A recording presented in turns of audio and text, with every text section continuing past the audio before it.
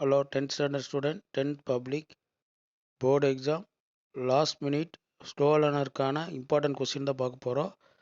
இந்த கொஸ்டின்லாம் படிச்சிங்கன்னா உனக்கு 50+ இல்லை 70+ மார்க் எடுக்கலாம்.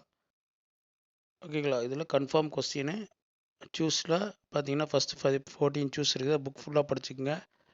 டைம் லைன் இருக்குது, அந்த இயரில் பார்த்துக்குங்க.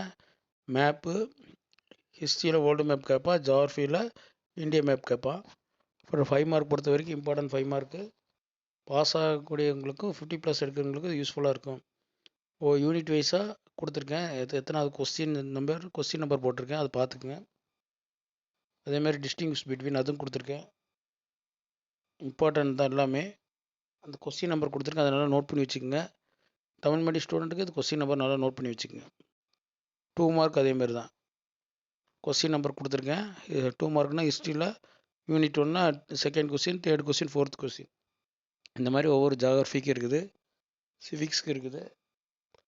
மேப் 8 மார்க்கு, அதை பார்த்துக்குங்க. அது எதாவது கேட்பான்னு.